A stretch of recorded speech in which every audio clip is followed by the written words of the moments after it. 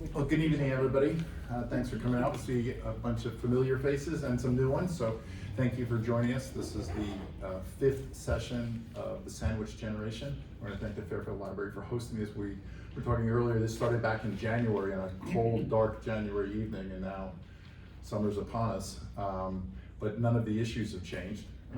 We have gone through navigating senior care is how we started this. And we've had a bunch of different installments. So if you have not been here for pieces, please go to the library website. They're recorded. We talked about staying at home and what you needed to know for that. We talked about the local resources that are available for everybody. We talked about skilled nursing and what that means, both in a community or in a facility and at home. Tonight we're going to talk about the legal issues, and then in June we're going to finish up with navigating hospital stays, which are very difficult, and we have two great guests for that. Physician who is the Chief Medical Officer at Mosaic and the Director of Geriatrics from Bridgeport Hospital. And I'd like to applaud the people who've joined us on the panels to date because they've really brought a lot to the community. Tonight, we have Ellen Hain. She's an associate attorney at Cohen and Wolf, where she focuses her practice on elder law and trust and estate from the firm's Bridgeport office. She regularly works with clients to plan asset preservation and for those who must act immediately to access public benefit systems. She regularly appears in the Connecticut probate courts on behalf of her clients. You needed that clarification, right? That wasn't for you. Yeah. And she frequently works with clients in advising and preparing estate and incapacity planning documents. So, and to meet with her clients' unique and specific needs and goals. To Ellen's right is Jim Hughes. Jim has been an elder law attorney here in Fairfield for more than 20 years, following a career as a trial attorney at McNamara and Kinney. He is himself a member of the fastest growing demographic group of the elder community. Baby boomers. He and his wife Christine have 4 grown children, all raised right here in Fairfield, and added their 9th grandchild a year and a half, 2 years ago. 9, and it's a wonderful stage. It's a good thing. So I want to start us off with a basic question. Are you a trust and estate lawyer or an elder attorney? And what's the difference? Well, I can sort of answer. I'm a little bit of both because I do a lot of elder law work, meaning I service and I work with clients who face what I call elder law issues, aging issues. A trust and estates attorney is somebody who just does, planning for death or planning for incapacity. Oftentimes those intertwine, and I'm sure Jim can add a little bit to that as well, but they're not always the same thing. People who just focus on just trust and estates often are not aware of the very particular specific issues that the aging population faces in terms of their care or their care needs, and so there is a pretty big difference there, I would say. Let me join in here. That's a question I get all the time. Should I have a trust? I watch PBS and I saw, what's the girl's name? Susie Orman, and she says, I need a trust. And that's the answer that we talk about that, and there are options about the trust and what kind of a trust. In a nutshell, the revocable trust that she's talking about doesn't preserve assets for Title 19 or Medicaid. So people that have these trusts from the 70s or 80s, and they have this living trust that's revocable, they haven't protected a dollar. The other kind of a trust, real quickly, is an irrevocable trust that could protect dollars in the future. So these are issues that we deal with all the time, and not everybody needs a trust either, because there's just not enough assets to warrant it. It's a process, and there are other options besides a trust. So how does that, if you both can do both and practice both, but they are different sections of the law, where do they most commonly overlap?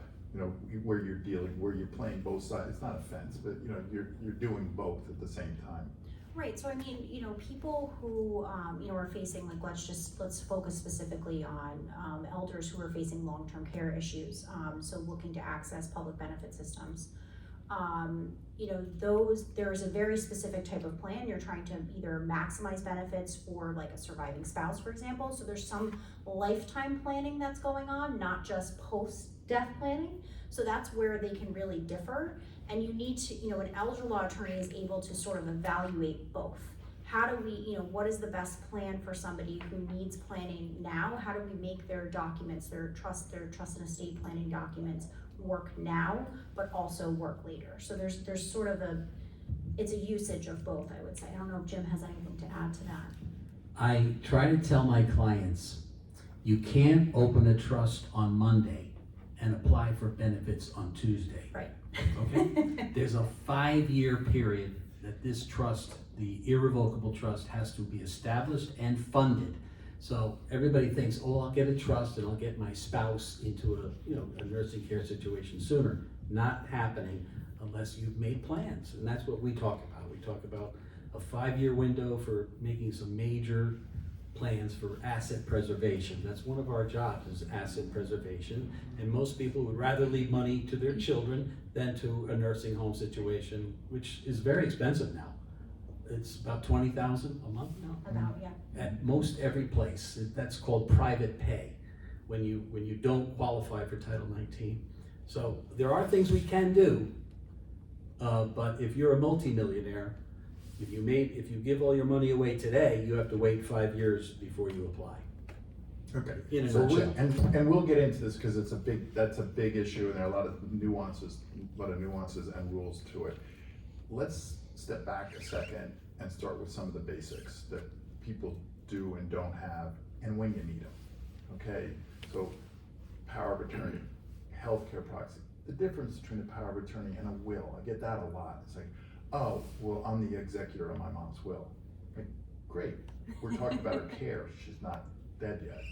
So, That's true. so what are walk me through the must-haves and when I should be having them, and how do I maintain them? You know, do I just lock them away in the box and say, good, I'm done at 40? I tell people that under the will, when you have an executor, they put on their executor hat, and that hat isn't worn until someone passes away. The power of attorney is effective the day you sign it. Your son or your daughter can start helping you, or your spouse can start helping you pay your bills, do your, review your finances with your financial advisor. You've got a lot of help in line, waiting to go. And most power of attorneys are effective the day you sign it. There's another kind of power of attorney that's called a springing power of attorney that, let's say you're very independent. Your mom's very, very independent. I don't want to give up authority.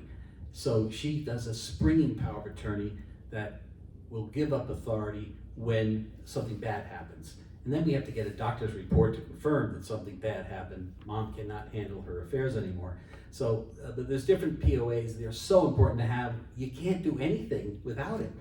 Now, if you don't have mental capacity, then I'll have Ellen explain what happens when you don't have mental capacity. What do we do without the POA? Right, so before we jump to that, I mean, just focusing back on Jim's comment, I mean, a will is something that is only operative after a person dies. Power of attorney is operative during life. Now, also another document that's very important is a healthcare document. Sometimes people call it a healthcare proxy. That's not really the Connecticut term for it. It's called a healthcare representative in Connecticut. That is a person who can make medical decisions for you if you cannot. So that's different from a power of attorney. Some people say, oh, I'm power of attorney, I can make mom's healthcare decisions. That's not always the case. Sometimes it's the same person, but oftentimes one client has a daughter who's a nurse, who's a really great person to be the healthcare representative, but she's terrible with money, so the son is the agent under power of attorney. You can have different people, you can have different things. Getting back to Jim's point, you have to have capacity to sign these documents. You need to know what you're doing. You need to know who you are. You need to know who your family members are. And you need to know, generally speaking, what you have and what you don't have, and what your goals are. If you get to the point that you are not able to maybe you recognize yourself, maybe you recognize your family members, but you don't really understand what's going on. Maybe it's not just about, time or place, but it's more than that, sort of real confusion, into your day-to-day affairs and, things like that. You actually you don't have legal capacity. There's a point where someone does not have legal capacity to sign legal documents, and then you need to petition a probate court to appoint a conservator, which is essentially a court-appointed power of attorney with lots of limitations and lots of court oversight, and that is a public court proceeding. I always tell people this. Anybody can walk in and say, I would like to see the conservatorship file. Anybody off the street. When you have a power of attorney, that's behind closed doors. That's between you and your family or you and your agent. A conservatorship is difficult, it's intrusive, and it's expensive. So we like to stay out of the probate courts to the extent possible, so. Give me some, because I know some of these stories. Yeah. The fact that that's in the public record. Right. If you can give me an example where I would not have wanted to be, the family didn't realize what they were doing on that piece and what they technically shared in the public forum. So, I had a situation, which was like really just not great. We had neighbors going to the probate court to look at the probate court file, to see what was in the inventory, to see what the filings were. And that just was like really not appropriate, but it's actually allowable. Now, there are parts of the docket, the court record that are confidential. For example, a medical report. Nobody, the public wouldn't be able to go see your medical records, but the filings themselves, which we really haven't gotten into. I think that's probably too expansive for this discussion, but anybody can walk in and look at that, and people do it. You'd really be surprised when people do it. Sometimes it never ever happens. I mean, I would say 90% of the time it doesn't happen, but in the 10% of cases, it's really, uncomfortable for the family and also for the person who's basically doesn't have capacity, and now their life is sort of out in the open for anyone to see. That's really, I think that's a failure of the system a little bit there. I don't know if Jim wants to comment. I think we could use more privacy Right. under that circumstance, and you have to file an inventory of all the assets of the conserved person, so that's a public record. And then you have to do an accounting, so whoever the conservator is has to keep track of every dollar that's coming in, every dollar that's going out, and they have to file an accounting with probate court. Under the power of attorney process, we don't do any of that with the probate court. Now, another sibling, not the agent, but the sibling would say, my brother's an alcoholic and he's a gambler and he's watching mom's $1 million. They could request an accounting from the agent, from mom's agent, if there was some evidence of misappropriation of funds. And then that agent, there'd be a hearing, we'd have to put on evidence, that agent would be booted, and then another agent would be appointed. So there are protections for power of attorneys. And here's the story I tell to most of my clients. The POA document appoints a conservator in the body, in the four corners, so it's probably the same person. So if you appoint your daughter as your agent, you're probably gonna appoint your daughter as your conservator. So why would I need a conservator? Well, the power of attorney worked great for the last 2 or 3 years. But one day, Dad walks into the bank and takes out $5,000 and gives it to a stranger outside the door. And then he does it on Tuesday. He repeats it. And somebody in the family learns, Dad, what the heck are you doing? Oh, I'm helping this guy get my grandson out of a Turkish prison. And it's a scam. I mean, all of us could fall for it, but Dad is not capable of managing his own affairs, okay? So that's the day we go to probate court and apply for a conservator. That stops Dad from going to the bank. Once he's conserved, he can't go to the bank anymore. Under the power of attorney that we did 5 years ago, Dad can go to the bank every day and do his own banking. We're not taking over Dad's life. Dad has all his normal authority, whatever he could do. But once bad things start to happen, then we might move to have him conserved. Let's talk about that a little further on the power of attorney, because I think what we hear people when they don't have a power of attorney, it's for some reason they didn't want to do it. And a lot of the time it has to do with that first word, power. Okay, I'm giving away power, or I'm giving somebody power. anything that's, you know, it's a misnomer, really, on what it does. It enables, but to your point, can you express why it's important not just to wait until that threshold that, you know, I might be losing capacity, but we should be doing it earlier than that and set it up in such a way that it prevents us from getting into those positions. So clients come in often, you know, expressing that sort of, you know, I'm not ready to do this yet. And there are a couple ways that we as attorneys can address that. I mean, number one, sometimes what I do is I hold those documents in escrow. So that I have the you know, I'm holding the documents, the clients don't have the documents, the client's children don't have the documents, but I need to have some evidence that they really need to start to use. I would say that's not what I normally do, but when people are really concerned, I suggest that as an alternative. The other option is sort of what Jim was talking about, which is the springing power of attorney. You have to prove that mom can't handle her affairs, and that's why we need to use this document. But signing a power of attorney, and I always explain this, is not giving away your power. It doesn't strip yourself of the power. It just gives someone else the authority to to basically stand in your shoes and act as if they were you. But it doesn't remove your own power. So it's very important to remember that, and there are some safeguards that we can put in place to address those concerns that you may have. I don't know if you What are some of those safeguards you put in? I mean, this sounds like a very common thing. So how do we So safeguard? again, you know, holding on to the documents, like they're not, you know, you need an original document to act. So if the original document is not being circulated, no one can use it. I mean, you can't getting a bank to accept a copy of a power of attorney, it's just not gonna happen. Even though we want it to happen, you can have a scan of it and they're gonna say, nope, I need to see the original. And if your attorney has the original, or the client has the original in a safe that only the client has, which I won't get into, could also be problematic, but that sort of safeguard, so that no one is really using it. I also would say 90% of the time, kids are not looking to start exerting their authority under power of attorney until they need to do it.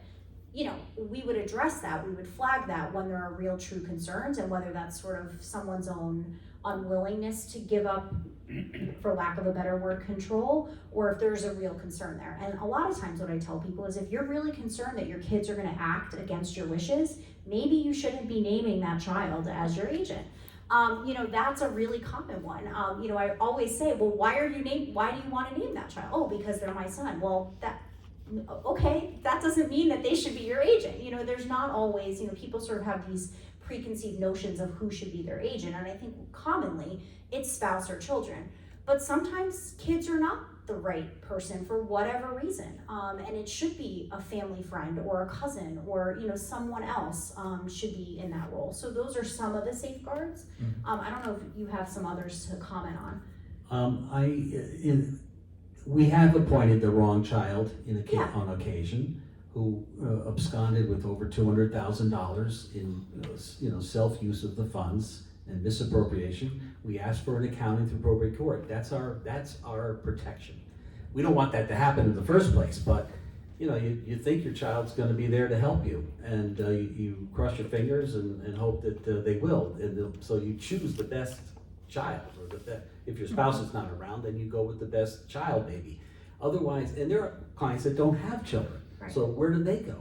All their siblings are the same age. We're all 80 years old, you know, and for me to appoint my good friend Susie, that's, you know, questionable. Well, who knows? Well, you know, maybe Susie's great, but it's hard sometimes to choose a right person. But I do like the springing power for those people who are so independent. They just don't want to give anything up. So with springing in power, it sits in a shoebox until somebody learns that you're unable to manage your own affairs. Bingo, we go to probate court, we get a conservator. Or the power of attorney actually becomes effective that day. Well, we need medical records. We need a report from the doctor, from your doctor, that says you are unable to manage your own affairs. Why? Because you have early dementia or Alzheimer's or some other issue. Are power of attorneys transferable? Like, my husband gives me a power of attorney, I give my power of attorney to my son. I have Alzheimer's, dementia, or whatever. Can my son, because I had my husband's who already was debilitated? Yeah, I generally ask the client, I said, look, we can name your spouse who's perfectly healthy to be your agent. Now, sometimes I recommend, do you want 2 agents? Okay, so We it's can like, name your husband and your competent son or daughter okay, as a co-agent, acting severally or independently. They don't have to sign the check together. You know, it's, when you have, when they have to act jointly, it's hard to get things done. But if they can act severally, then on Monday, your husband can do the banking, and on Tuesday, your son or daughter, as the other agent, could also do that's a banking or better finance. solution. Yeah. But and I think to answer your question, maybe it's legal for the agent of an agent to act for the first principal, so basically your agent acting for your husband. There may be authority to do so, but we really don't like to act that, we Okay, don't like. having the 2 Right, makes usually, sense. or even a successor, so you can name, 2 people simultaneously, or you have a successor named. Would a in the- successor require a death or just an inability, incapacity? Depends, the document can specify, okay. yep, Great. yep, It could be a resignation. right, The first named agent that you named first and say, I'm overwhelmed with my own life, I resign. So you make a resignation of agency, and you attach that to the power of attorney. So the second person that you name, the successor, moves up. So let's step back a second and say, what would be best practice then? If we're talking about waiting until we're in the hospital, or something's happened, and now we're worried about capacity, that's dangerous territory, because not just the bank, and we've talked a lot about money, but it's calling the insurance company to make sure something else can happen, and care can be impacted by that if we don't have, you just can't act in any capacity. Everybody's worried about taking the money, but Right. it really is about doing things for people. So what would be a best practice for when when should I do this? I personally think it's never too early.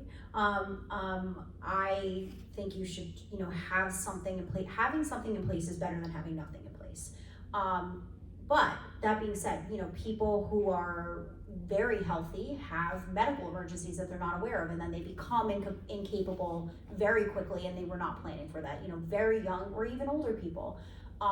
But so the idea I like to tell people is sooner rather than later. You can always change them. You don't, just because you signed a document in 2015, okay, now we're in 2024, okay, we wanna update the document, we can update the document, we can change it. It's better to have something in place than not have something in place.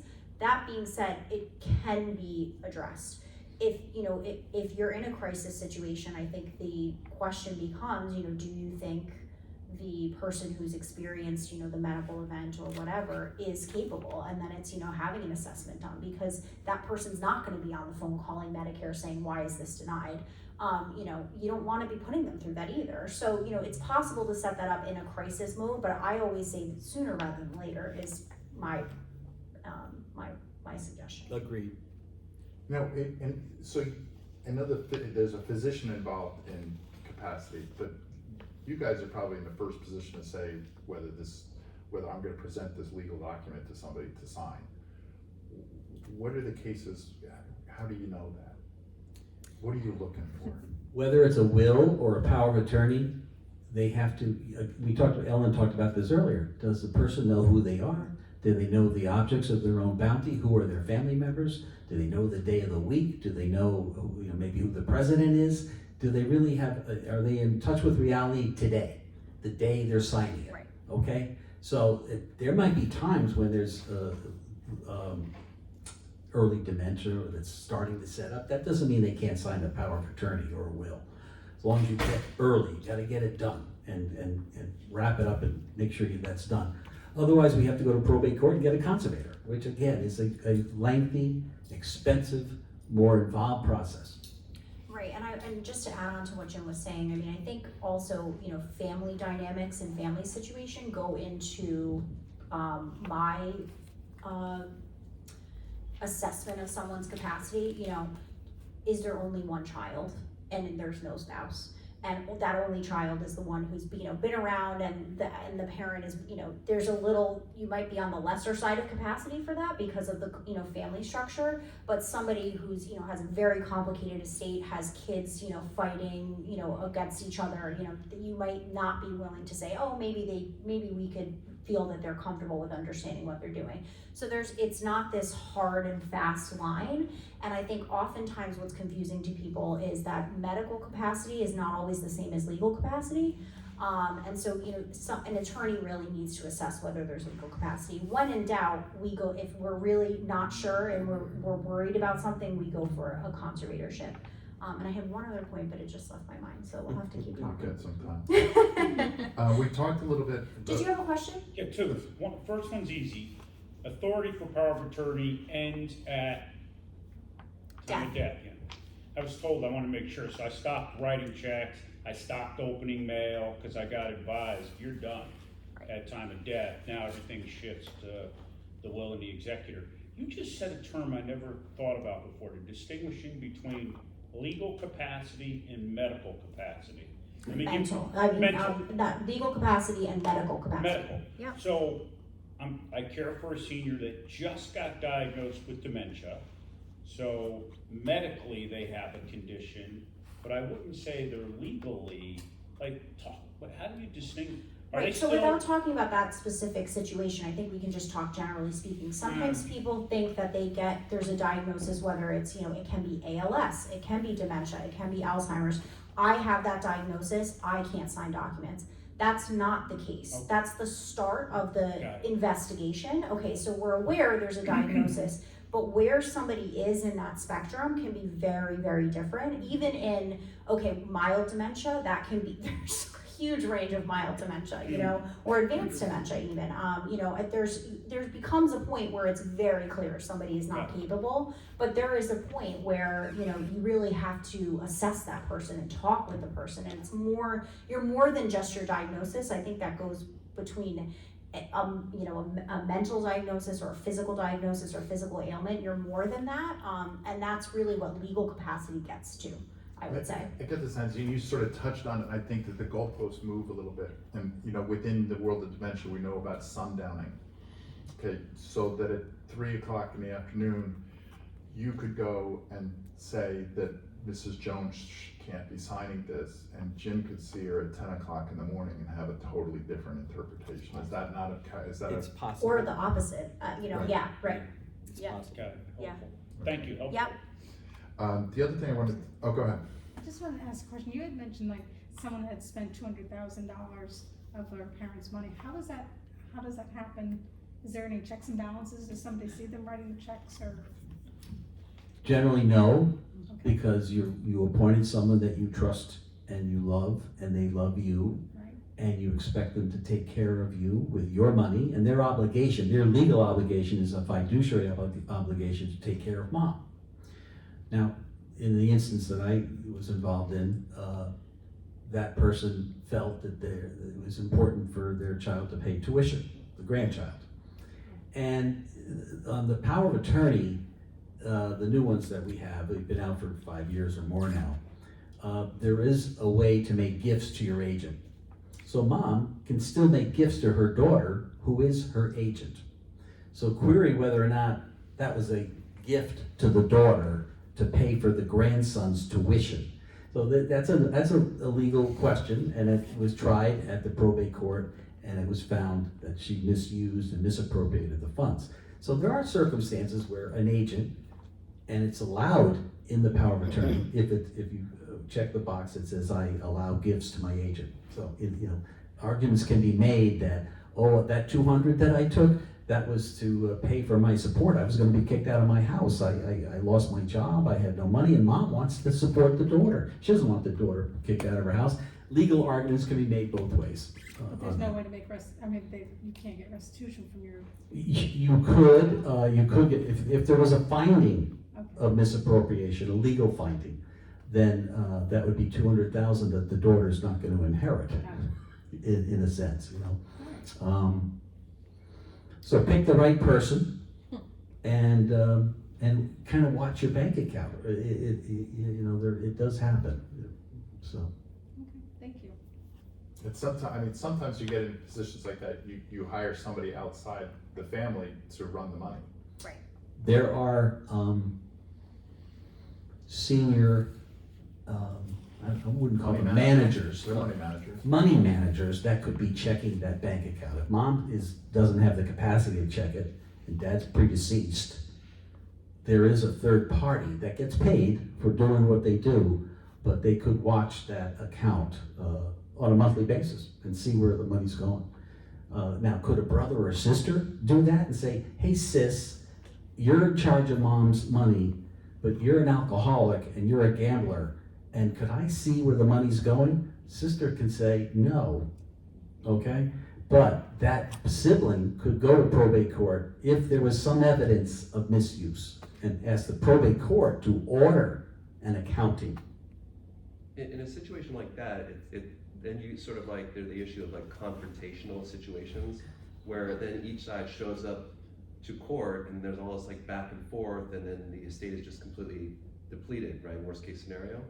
And then also when situations where someone is fighting being conserved, right? Maybe like kids think that mom or dad is incapacitated, but mom or dad thinks like, hey, what are you talking about? I'm not incapacitated. Like in that kind of scenario, how does that usually play out?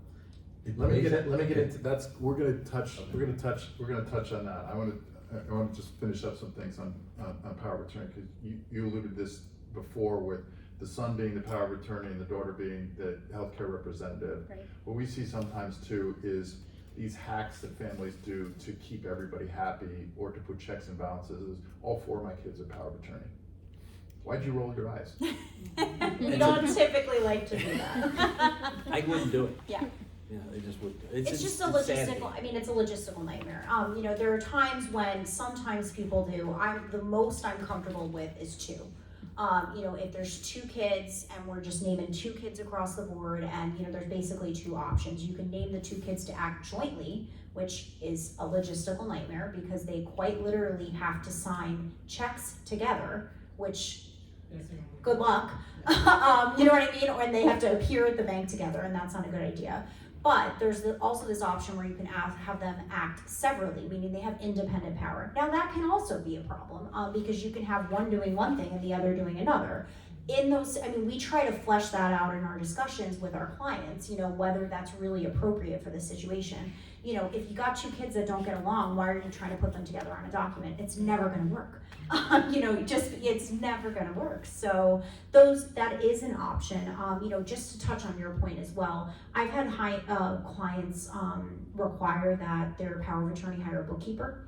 And the bookkeeper sends out a report, to the other children so that you can just see, generally speaking. Now there are problems with that too. I mean, there's not a really like slam dunk perfect answer that's gonna solve every situation, but there's always oversight in terms of, the probate court. If there really is misaction by an agent, there is relief. There is a way to get, to hold that child accountable or that agent accountable for wrong action. It sounds like a lot of this comes down to when I'm sitting with one of you and I have concerns. I have concern about my sister with her alcoholism or her gambling or whatever.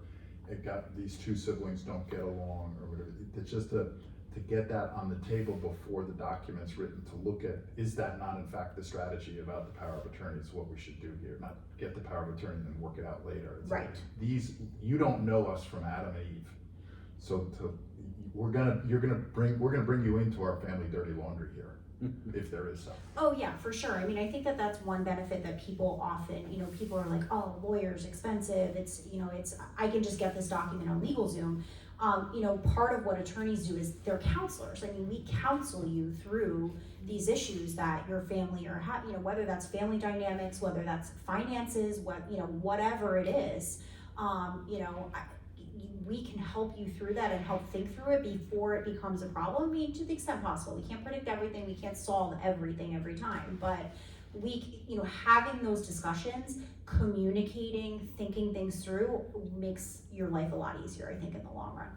Okay, let's shift. I'm going to shift off of power of attorney for a second to something you touched on in the very beginning, Jim, and that's trusts. So let's dig down on trust a little bit.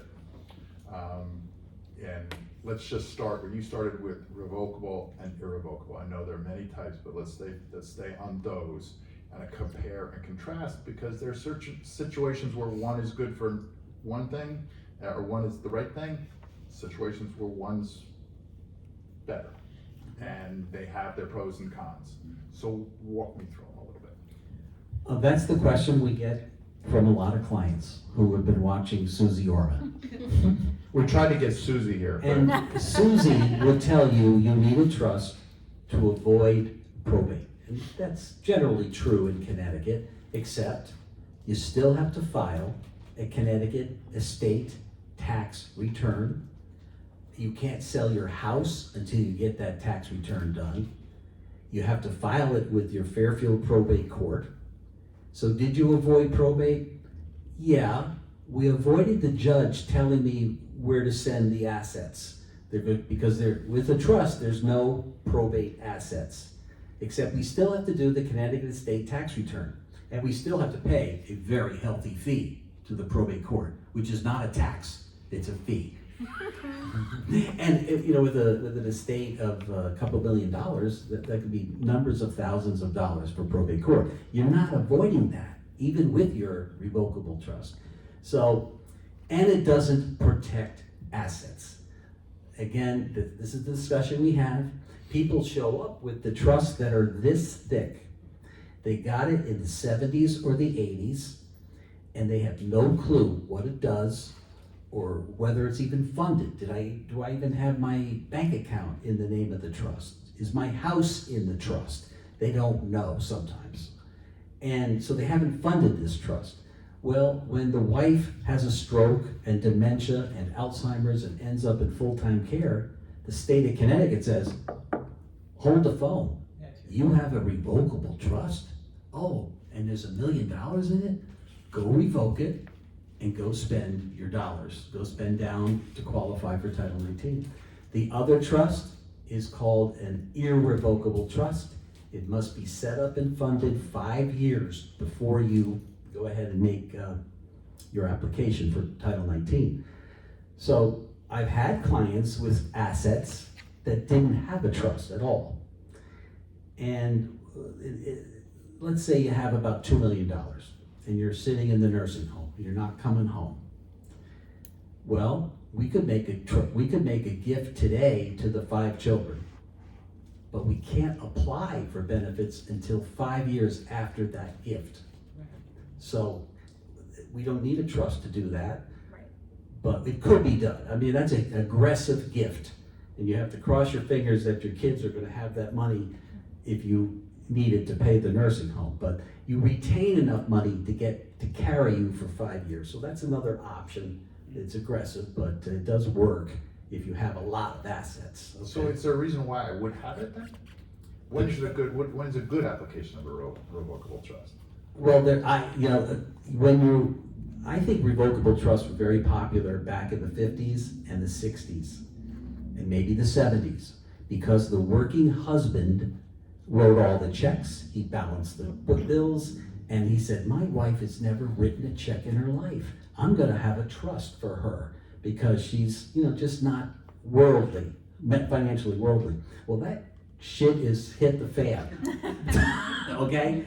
And women are doing everything and are capable of doing everything. So the revocable trusts that were set up with well-heeled people years ago were done so that when I left $1 or $2 million back in the 60s or 70s to my family, it was going to be protected and managed and so that nobody would swindle my bride. Well, anyway, do we need a revocable trust today to avoid probate? Maybe. Yeah, I just would add in, sometimes, again, when you have, similar to a conservatorship, a probate estate is public, again.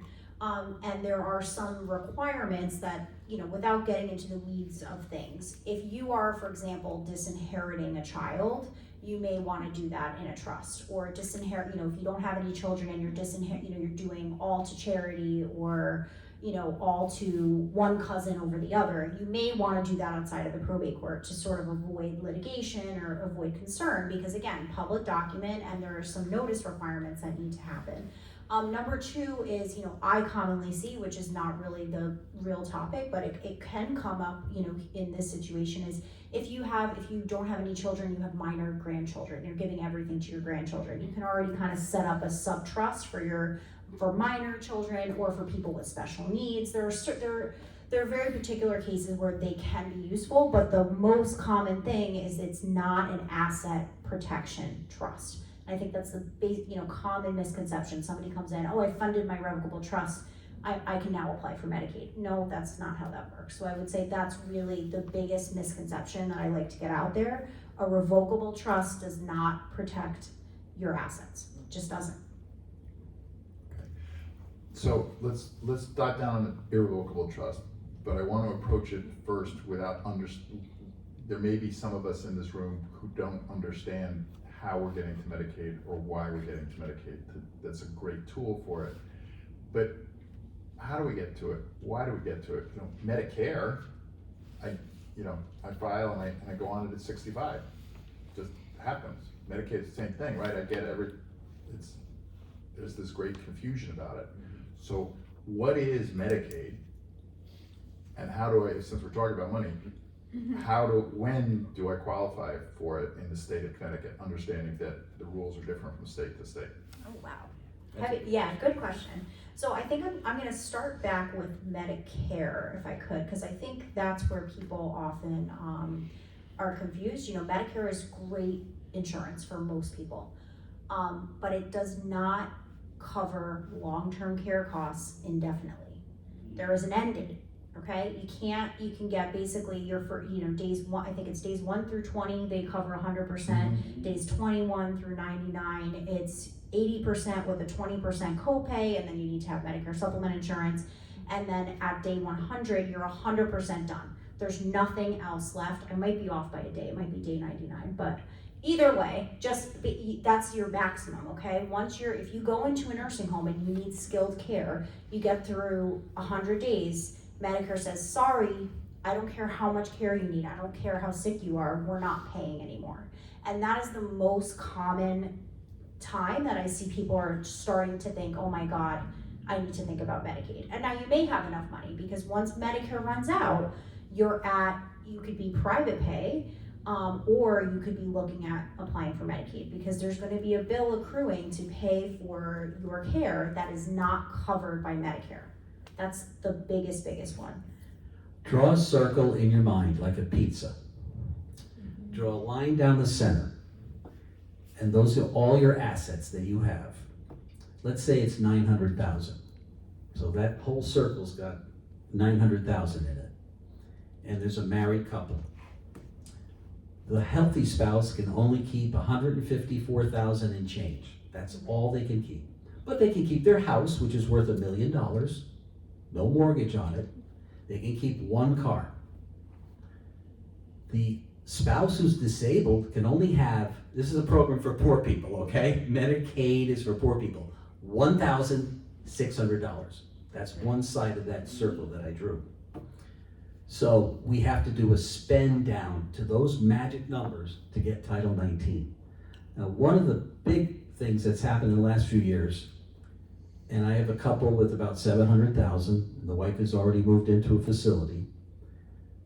They could buy a Medicaid eligible annuity to get down to those magic numbers I talked about. The 154,000, it's 154, 140. Yeah. That's how much the healthy spouse can keep, plus the $1 million house, okay? But the disabled spouse, 1,600. Well, now we can buy a Medicaid eligible annuity. This is high level thinking here. And it's aggressive, but it works. So I have an 87-year-old healthy spouse who's living at home. He can buy an annuity for 100 or 200,000 that's gonna pay healthy spouse every month for his life expectancy. Well, when you're 87, what do you think your life expectancy is? It's maybe 4 years, maybe 4.5 years. This is my 87th birthday today. Oh, happy birthday! 10 years. You're doing great. So he gets payments for that term of years. He can't buy a 20-year annuity or a 30-year annuity. He can only buy an annuity for his term. So every month he gets a big fat check. But if he passes away in 2 years and doesn't live the 5 years that the term was, the state of Connecticut gets the balance of the payments up to the amount it paid for mom in the nursing home. But if mom died after 2 months in the nursing home, which statistically doesn't happen, that's all the state gets. They only get paid back what they're entitled to. So that's just it's legal, and it provides a source of income. We've turned an asset of a lot of money. Let's say it was $200,000. We've turned it into a stream of income. So the healthy spouse keeps all the income, keeps his Social Security, keeps his pension, and now he's got a Medicaid eligible annuity. So this is all high level stuff. You need an elder law attorney to walk you through this, and good luck to you. Well, so let's talk about these. So $1,600 is, as you said, it's poor. Right. That's not, you can't do anything on that. And there's also income, there are income limits as well. So just to be eligible for this program, where do I have to be? $1,600 an asset? Right, so $1,600 in assets for, if we're talking about a spousal application, where, the terms we're using here are an institutionalized spouse, the spouse that is ill, whether that's at home needing home care or that's in a nursing home, they're the institutionalized spouse. They can only have $1,600 or less. The community spouse, the well spouse, can have that $154,140, I think is the exact number. But there are, when you're doing the Medicaid application, there are, we can attribute things a little bit differently. You don't necessarily have to transfer assets out of the institutionalized spouse's name, but right away. But they're they're all planning strategies. So basically, what I'm getting at is it's complicated. It's not as simple as just, okay, let me get down to 154, let me get my spouse down to 1,600. It's a lot more complicated than that, because we're not even getting to the audit, which is the Medicaid look-back period. So you have this simultaneously going on. You have these financial qualifications, and then you have the state looking back to see how you got there. So commonly people are like, okay, well, I'm gonna write a check to my child for $200,000 and I'm gonna qualify. No, that's a gift. You can't do that. You can't give away your money. The state is looking to see that you used your money for yourself in those last 5 years. And sort of what we were talking about before, to tie this back in, if you're doing gifting or planning, irrevocable trust planning, you're doing it outside of that look back period, because if the state sees it, it's a problem, okay? You can't make gifts.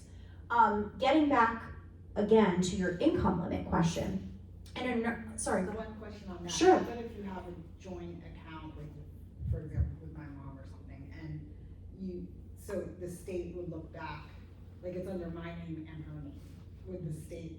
Yep, they wanna see it. Would that be considered, okay? Yeah, they wanna, So it's under my name. if a Medicaid applicant's name is on an account, on any account, they want it.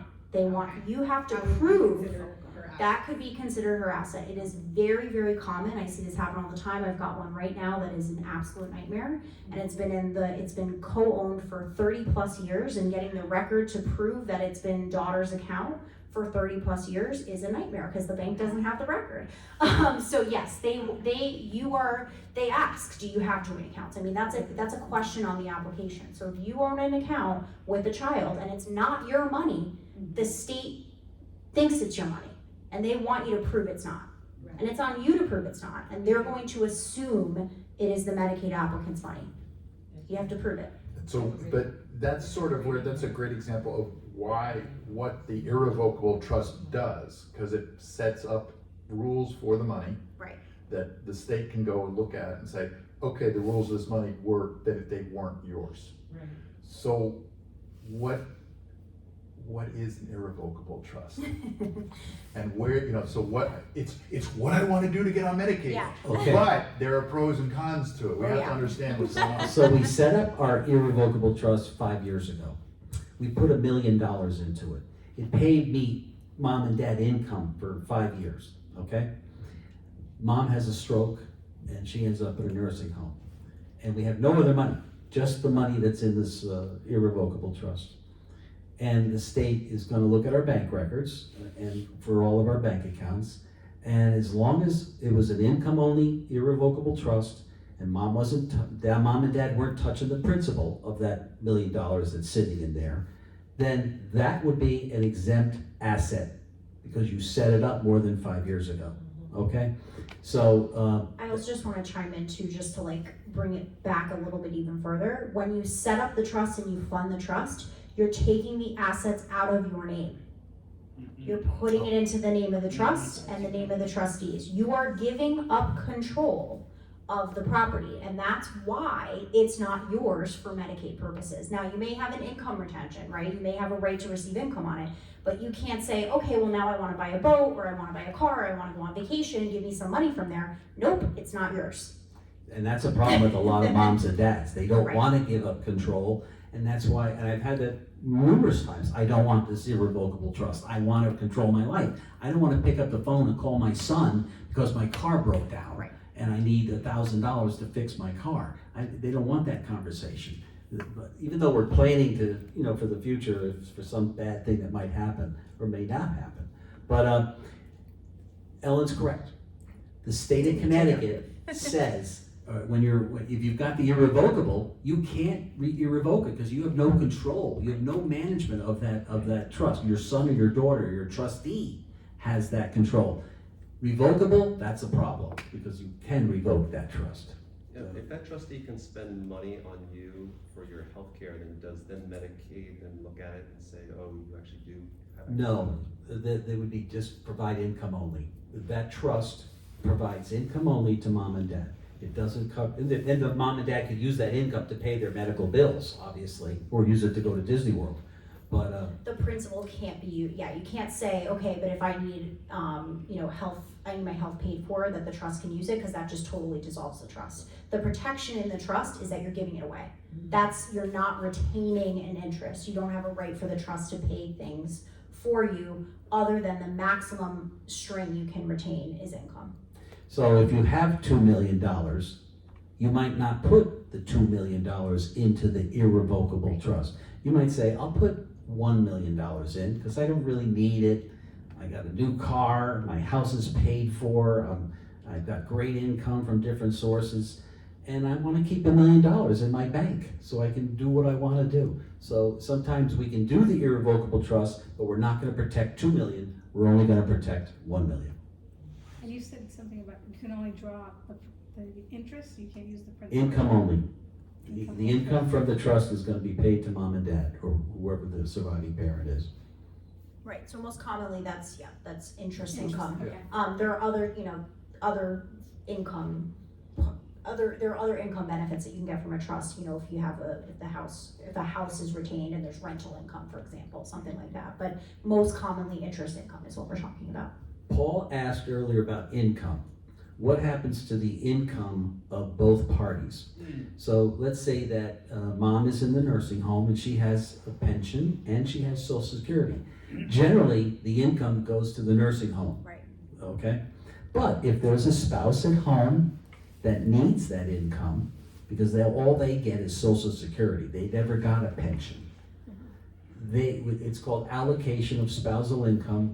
What happens when you apply for benefits and you put in all of your income from mom's income, the applicant's income, and dad's income, because he's still living in the house, it's very possible that some or all of mom's income would be allocated back to the community spouse. It's part of the application process. Oh, are we gonna talk about wills shortly? So that we can circle back. I want to get into this for a second. We did talk about conservatorship, but conservatorship has different flavors. We talked a little bit about voluntary, involuntary, and emergency, because it's not just take care, put this person and take care of them, or put somebody in charge of their stuff. There are degrees of this. Can you talk about the different types of conservatorship? You want to start out? Sure, yeah. So they're generally speaking, I would lump conservatorships into two categories. One is what's called a voluntary conservator. The other is called an involuntary conservator, sort of like what we were talking about, revocable versus irrevocable. Very, very different. A voluntary conservatorship is where a person recognizes that they are having some difficulty with either their finances or making medical decisions or, getting assistance. And there is sort of a question, there may be a question as to their capacity, but generally speaking, people would say this person knows what they're doing. But they, for whatever reason, would like court oversight. They would like the court to appoint someone to manage their affairs. So rather than just signing a power of attorney, they're asking, the individual themselves is asking the court, saying, I need help, please appoint someone for me to manage my affairs. Most commonly, I see this in a situation where it's a single individual, no spouse, no children. Family is, whatever family they have, cousins, nieces, nephews, far away. We need either a professional involved. The other time is when somebody is sort of on the edge of capacity and we're really not sure. We want the court oversight. We're worried about maybe they're not really 100% with it, so we want the court to appoint someone rather than that person signing a power of attorney. The other option is an involuntary conservatorship. That's the most common one we see. That is when a person is deemed incapable and they cannot manage their affairs. We have a doctor with a medical report saying this person has whatever disease and they can't do X, Y, and Z. And that is where, there has to be assessment. The court does need to make a finding that the person is incapable, but this is most commonly where most everybody is recognizing that this person is not able to manage their affairs. Those are the two most common ones. I don't know if I want to add anything, Jim. That involuntary process would appoint a separate attorney for they're called the respondent, and you can't be railroaded into this. Yeah, talk about the process. So if we're gonna go, what is it, if I have to go for an involuntary May I conservatorship? have your attention, please? The library is closing in What- 30 minutes. what is the If you pro- need a what does library the card or process special look like? assistance, please come to You, circulation. first of all, And you just need a reminder, medical Wi-Fi will report start at that state 7:45. Thank you. that there's an opinion that the person is probably incapable of managing their own estate, their money, or their physical affairs. Okay, so you need a medical report, and it has to be like 30 days recent or 60, I forget. It's 45 days. Yeah, it's 45 45 days, days, so it's a and it has to very- be within the date of exam. The date of examination also has to be within 45 days. There's a little tricky there. But. And that person gets their own court-appointed attorney. We have a doctor's report from their doctor that they last have been treating with, or another doctor if we can't get one from the treater. And there's a hearing. And that person can stand up and yell and scream and claim that they're absolutely fine and they don't need a conservator and they're fighting. That's why it's involuntary. I'm fighting this. And they might have moments of clarity in their life, but there's a hearing, evidence is presented, and it's a process. It doesn't happen overnight. So if we're trying to make decisions as to placement of where to put this person at home or in a facility somewhere, or assisted living or somewhere, it's a process, and nothing can be done until a decision is made through the probate court process, which is expensive, time consuming, but safety. It protects the conserved person. We're trying to protect the conserved person's rights, because they do have rights, And what was it? During the COVID, there was a great movie about I care a lot. what was it called? I care a I lot. care a lot. Oh my God, what's happening in California? These people are taking over rich people's lives and having them conserved, and it burns through their money. So I don't think that's happening in Connecticut, No. but it does happen in the real world. Right, and I also want to add, once a conservatorship doesn't end with just the appointment, so, once somebody gets appointed, then that conservator has reporting requirements to the court. The conservator, once appointed, doesn't just have total authority to do whatever is necessary. They have to go to the court. If somebody's in an assisted living and now they need to go into nursing home, the conservator needs to get permission from the court to do that. They can't just move the person, so there are these procedures in place which again are there to protect the conserved person, the individual, but can make things a lot more difficult. And people are often surprised with the timing of this. It's a long time. It takes a while to get a court hearing. It doesn't happen. You're not going to get a court. You file today. You're not going to get a court hearing this week. You're not going to get one next week, and you're probably not going to get one the week after, unless there's a really, really true emergency. So these things take time. If you need to sell someone's residence, you need permission from the court to do that. You can't just sign a contract for sale. There's a lot of procedures in place that are time consuming and can be, expensive. So it's important to remember that.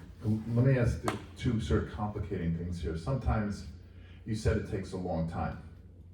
Sometimes it can't take a long time. Is there any concession or any way and any circumstances where it gets expedited, and why and how? So you can do emergency petitions. You really need to have good facts for that. What would give me a case where so- you had where it was really justified and really obvious? Maybe give us some context. One I had was the person was actually being abused by someone that they were living in, physically and mentally and financially abused by this person, and that person was coming into the hospital trying to take them out of the hospital, and that is when an emergency hearing was granted for the protection of this person, because there was question as to who could make these decisions, and everyone involved was looking to protect this person that was hospitalized. A bed being available in a skilled nursing facility, which can be hard to come by, that's not an emergency for the probate court. It might be an emergency to you, and it might be, really important for the client, but that's from the court's perspective, that's not an emergency. So that's really important to remember. What you might think is an emergency is not what the court thinks is an emergency. We're really talking true emergencies here. Where there's something really truly at stake. Now, another interesting impactor that we've heard about is an interested party. It sounds very benign. What is an interested party, Jim, and how would they factor into a conservatorship? I would say an interested party would be a spouse, number one. Number two would be all the adult children, okay, if there are, whatever. Is a cousin or other relative an interested party? Not really. They really have no authority in the process. But family members would be the interested parties. Can you think of other interested parties? Well, the nursing home is an interested party because they need to get paid. Right. The other thing is that and I'm getting really into the weeds here, the probate court rules of procedure define an interested party as a very, very broad list of relationships, and people can become interested parties without really having a true interest in the case, and it can be very problematic to get somebody out of that role. Right. Again, back talking about the privacy and the confidentiality of conservatorships, why we try to avoid them. More often than not, that's not the case. It's truly family, real, true family members, immediate next of kin or interested parties. But I've had a neighbor become an interested party, and getting them off that list was near impossible. It can be problematic. And so what do they do if the neighbor comes in and acts to become an interested party? Why are they doing it? How did it happen? And how is it going to mess things up? I've known this person, for 30 years. I've been their neighbor. I know what they would want. This is not what they would want. They never liked their daughter. They never liked this person. Why didn't you go to our old accountant? Our old accountant was great. Why are you doing this? They can just be really just a nuisance. And a lot of times the courts are very good about weeding that out, but sometimes they're not. You get a judge that's newly appointed, and they, really believe this person, that they're really worried about the care of the conserved person, and they're really not. They're kind of there to just be nosy, which is a problem. Okay. I want to cover one thing that's a little tangential and then give everybody time to circle back because it covered so many things. Elder Protective Services. Okay, it happens. Yeah. Nobody planned it. EMS shows up, something's going on, it's not a safe situation. They get called in and that bell has been rung and we can't unring it. What can happen here if we've let the situation get to where Elder Protective Services has gotten involved? What am I risking? I think it's a good bell that has been rung, because something bad situation is there. So there are, counselors, there are the state of Connecticut has social service departments that are supposed to step up and come in and help manage if they can, but they don't have authority without a power of attorney. How are they gonna do anything for this person that needs that, is in a dangerous situation? So whether it's, and then, you gotta get the family involved if there is, and if the family hasn't stepped up, then we need to have the conservator appointed to go through that process. So they have a job to do to protect the health and well-being of this person, who probably might need to be conserved. If they have a power of attorney, we might have to find placement in a nursing home or assisted living or some other place. Or there is something called Connecticut Home Care. If that person spent down to $44,800, I think the number is, they can stay in their own house and they can get state of Connecticut to provide home care with a copay. I think it's 9%. It's not a lot of money. But what is $44,800? That's not a lot of money either. But if you have $1 million, you're not going to get Connecticut Home Care. You've got to hire those private companies, and those are the things that would happen with this person, where the state has been notified to come and protect this woman, protect this person. Yeah, I mean, I generally speaking, I would say elderly protective services, their role is really, they are looking out for people who are vulnerable. That is generally speaking what their role is. That I find that, there's many different social workers, I've dealt with many of them, and they are all truly interested in helping people, and making sure that people are safe and well cared for. Now, they're not a judge.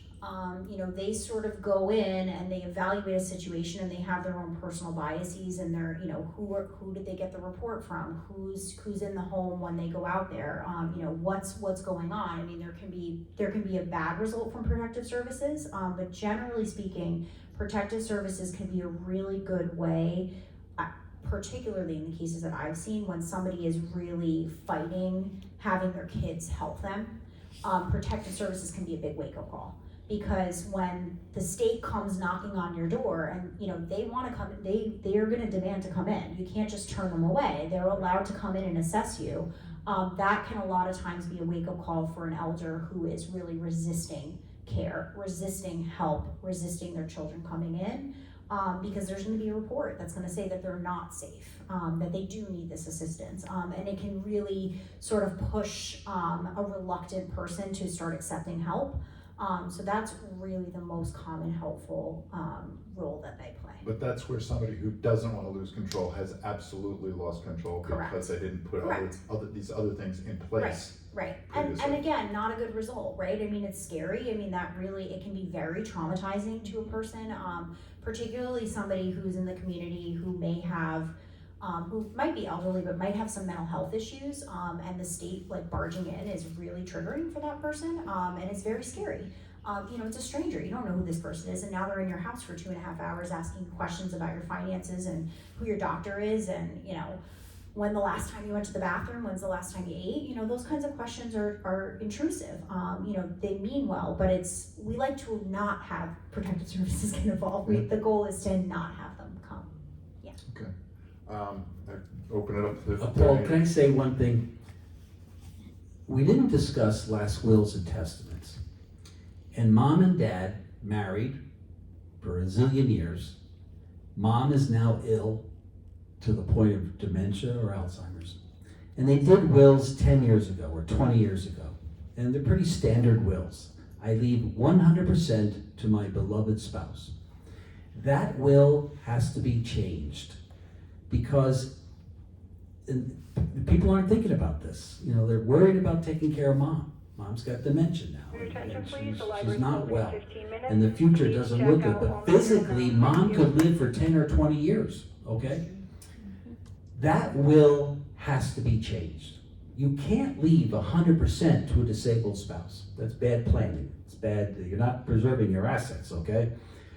So it's a different will, and it's perfectly legit, where let's say that you were worth $900,000, the couple, and we own a house that's worth $1 million.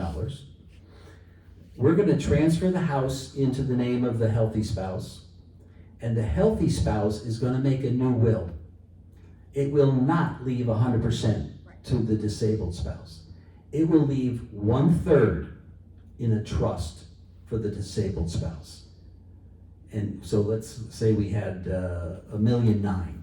Whatever 1/3 of that is goes into a trust for mom. Dad dies of cancer or some other horrible, heart attack or whatever. He predeceases mom. What we've just done is we've teed up, in the golf sense, a Title 19 application for mom. Because mom only has income now. She's only getting income from the trust in the will. And the 5 children, by the way, just inherited 2/3. They get 2/3 day one. Dad's gone. The 5 children inherit 2/3. Mom's 1/3 goes into a trust. When mom passes away, that 1/3 is still there, because all it paid was the income, the earnings, the interest. So whatever 1/3 of 1.9 million then passes to the 5 children. This is a great country. So it's a good thing. It's complicated. So you need an elder law attorney. You don't go to a real estate attorney. You really Or even need a to. regular trust and estates attorney. I mean, that's really a specific, back to where we started this whole, real, true full circle moment. That's really an elder law planning technique that I think a lot of regular run-of-the-mill trusted estates attorneys are not aware of. So, when you have particular needs, you seek out particular professionals. Well, and that too, you can blow up Medicaid. Somebody can be on Medicaid. Oh, And if they absolutely. inherit that money, all of a sudden they've got that asset and they're not qualified for Medicaid anymore. Yep. And all that money's exposed, that has to go, and there's no turning that back. You gotta Correct. spend it down to $1,600, Yep. the inheritance. Well, anyway, see a lot of head spinning. TMI, my kids say TMI, Dad. So are there any other questions? Well, I didn't have a question, I just wanted to, let you know that when you say that a person goes into a nursing home and they can stay for 100 days, they can't do that anymore. It's, what happens is that, Medicare only pays for 80% if you're hospitalized. The other 20% comes from another insurance. Medicare supplement, yep. Yeah. Any supplement, as far as that's concerned. And then you see, if the person has to go into a nursing home, they have to have a skilled need to go. Correct. Just a skilled need. If they don't have a skilled need, there has to be another option, and that's looking at the person's assets. We don't keep them in the hospital. Correct, but what I was really getting at there is you could still have those skill needs, and when you hit day 100, it doesn't matter if you still have those skill needs. There's a maximum Medicare benefit. Yeah, Right. so that's, I think, and many times people are not utilizing the maximum benefit for whatever reason, because they now need to just If be they don't have that custodial. skilled need, Yes, doesn't correct. make a difference. But It could even be if day you- 30, Even if you have you it, don't have a skilled day need. 101, sorry. Yeah. That's, I think that's the And common. people think that they can be in a facility till even in 99 days. They really can't. Right. They can't. They have to have that skilled need. If they no Correct. longer have that skilled need on day 30, Medicare's not paying anymore because they can't Correct. justify it. Facility can't justify it. Correct. Are retirement assets, like let's say if mom or dad has an IRA, right? How does that figure into, is that part of their estate? Yes. This is where you move to New This is York. where you move to New York. Connecticut has no protection for retirement assets. New York does. So oftentimes when people have these, their big savings is their retirement savings. I am telling people, please go consult with a New York elder law attorney. I'm not licensed in New York. I've got somebody in my firm, so I either refer them or I refer to somebody across the line, because it's very specialized. But in Connecticut, doesn't matter if it's a retirement asset. You could have been doing your great savings and saving into your IRA or your 401k. It's countable for Medicaid purposes. And is that the big difference between Connecticut and New York, or are there other New York is advantages? much larger. No, I there- hear that New York is the place to go in the There are, country. you know. generally speaking, my understanding is that their, the way they administer their system is actually better than Connecticut, so the actual application process is just easier and, more manageable, and there are also some other home care benefits that they Home offer. care is what I thought. Yeah. It's a lot easier to pay family members in New York than it is in Connecticut. Connecticut is still very hostile to that. It's possible, but it's very, very, very hostile. So yes, there are a lot of, I'm always telling anybody that's along the line, please, go take a look. A lot of people don't take me up on the offer, but I always suggest it. Susan also told me about, in New York, they have something called spousal refusal. Yes, they do. Lovely. Yes. So they can take their loved one, have them discharged from the hospital to a facility in New York, and when they're ready for discharge, if the wife doesn't wanna take, put a wife up. Don't quote me, quote them. I mean, it's a loophole, but it's, Right, and that's why you go, it may make sense to have a consul in New York. I mean, we're in Fairfield here, I mean, we're close enough that it may be a worthwhile situation. May not be, they may be too far. You should know, by the way, that the state can claw back from the estate. And that's a roll of the dice that a lot of people make. And people are making guesses that the IRS doesn't have the manpower to do it. Right. So that they're not gonna do it. Yeah. But they can, it's in the books that they can come back and say, okay, you owe us this much money. And they can go back a couple of years too. It's not- Oh yeah, no, they come out, settle the whole account. Yeah. and safe deposit boxes are also. Well, and to be fair, we joke about it, but it is your tax dollars. You really do want the government to be that strict about it. You'd like them to go get it. If your mom qualifies for long-term skilled nursing and being put in a nursing home, and then everything is, dwindled down, goes into Medicaid, would you be able to spend some of that money, like, once she's admitted into that nursing home, would you be able to spend any of that money for her funeral costs or any of that, or do you have to? Yep. Yeah. So Medicaid wouldn't take from So that? Medicaid allows you to spend down for your benefit. Okay. So you can prepay your funeral, there's some specific requirements for that, but if you tell the funeral home you're going and I need a Medicaid spend down, they're gonna walk you through it. You can buy things you need. If you need, if the person's moving into a facility, they need a recliner, you can buy that, that's okay. You can pay your elder law attorney with the spend down, it's allowable. I always tell people that because they're like, where do we get this money? You can pay for it, it's okay. They like it when you do that. So, lots of things you can spend, you just can't give it away. That's the big. It's sort of like deductions on your taxes. There are certain things that don't get counted. So the funeral expense, the lawyer expense. It's all You can, towards there. I think you told me a story one time is, your mother can get out of a wheelchair and go buy a Hummer. Because she's allowed to buy a car. She can have a car. She doesn't have to be able to drive it. Right. There's lots of tricks of the trade that are all above board and all. And a gift is a certain amount, not a number amount, or is it what's considered a gift? Is it just? I would keep your gifts to less than $1,000 because the bank is gonna see 5 years worth of statements. And they're gonna see, what's that $5,000 check to little Susie? And you're gonna say, well, that was a tuition payment. I helped my granddaughter with tuition. Well, if we have a history of tuition help, we didn't do it just for the sole purpose of qualifying for Title 19. We do it because we're grandparents and we love our grandkids, and $5,000 is towards $70,000. It's not even a lot of money. But that kind of a gift, you gotta fight it, because the state's gonna say no. But $1,000, I think, is fine.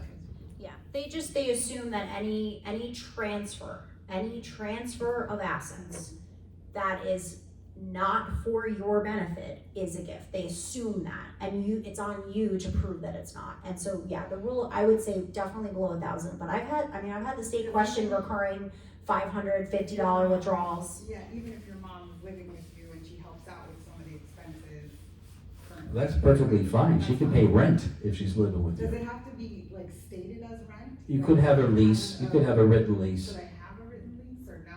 You don't have to, but you should, Yeah, you should. I think. Yep. Take away some of the questions. Question? Yeah. That's okay. So what can go into an irrevocable trust? Your house? Your house can go into it, I would say maybe 50% of your $1 million can go into it. Not your IRAs. You cannot put your IRAs and your 401ks and 403bs into that trust, because that causes an immediate transfer and immediate tax liability.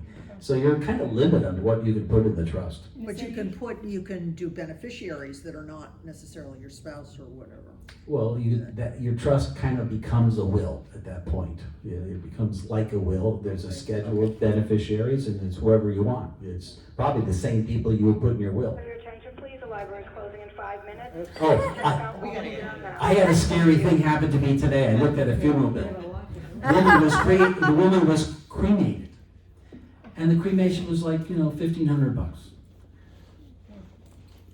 Loan of casket was $1,750. $1,750 What? to put yourself in a casket, For the way- to rental. It's called rental, because she was cremated. Stop. I said, I've never seen this before. What the? We're in the wrong business. Just because we're out of time. What if somebody doesn't have any family, they don't have a lot of friends, and they wanna have a POA or a healthcare representative?